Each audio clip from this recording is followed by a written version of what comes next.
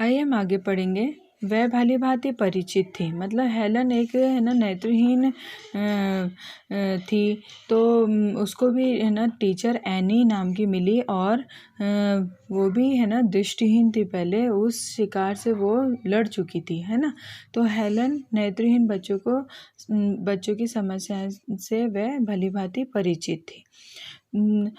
पर हेलन का मुख बधिर भी होना उसके लिए किसी चुनौती से कम न था। मतलब वो हेलन अंधी तो थी, लेकिन वो एक बहरी भी थी, तो चुनौती से कम न था उसके लिए। वह बहुत उत्साही और एक प्रेरक शिक्षिका थी। 7 साल की हेलन को सिखाने समझाने के प्रयास में कई बार एनी को निराश भी होना पड़ा, पर उन्होंने हिम्मत नहीं हारी, है ना। तो एनी मतलब उसको कई बाधाओं का सामना करना पड़ा, लेकिन वो कोई मतलब हिम्मत नहीं हारती थी। एनी एक अक्षर सीखने में कड़ी मेहनत करती। उसके कठिन परिश्रम से हेलन चीज़ों को छूकर पहचानने और होठों को छूकर बच्चों को समझा सिखा पाई।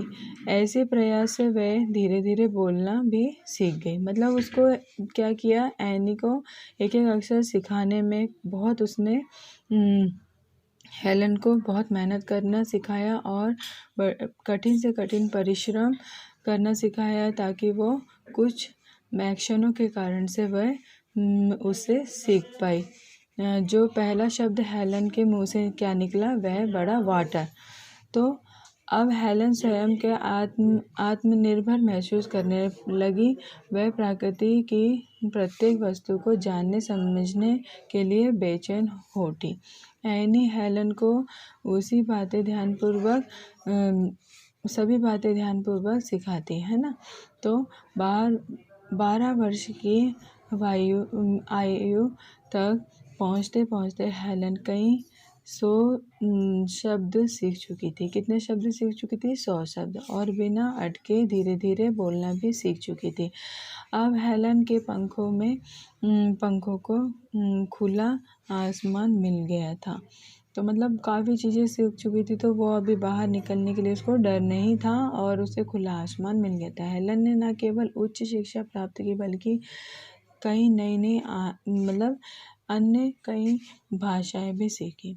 उसके अलावा उन्होंने घुड़सवारी, नाव चलाना, तैरना आदि कलाएं भी सीखी।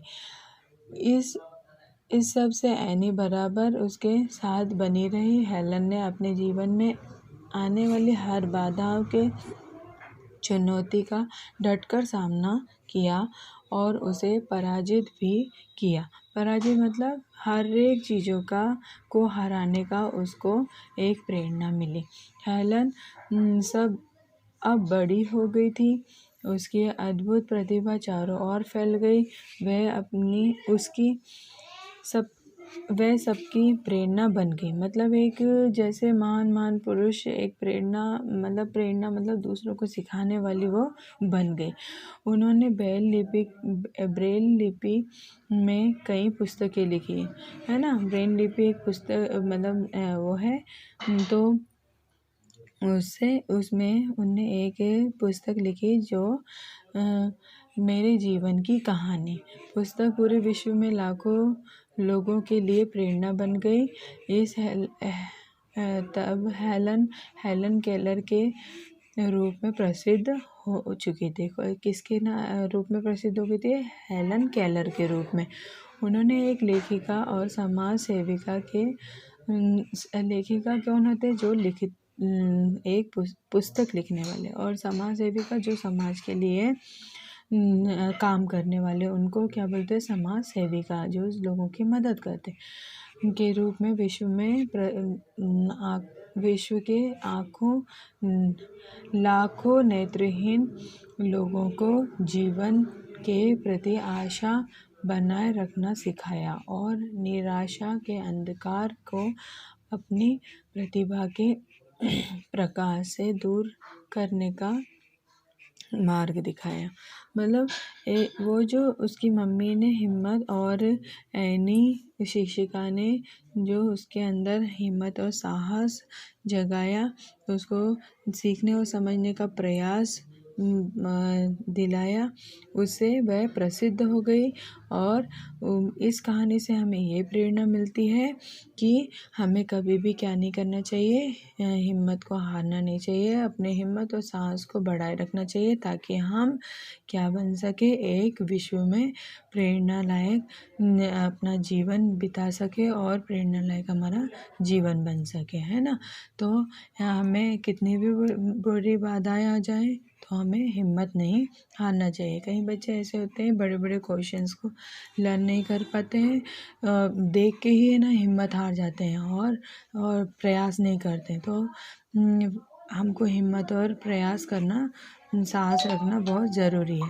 तो वैसे ही इस कहानी को पढ़िए और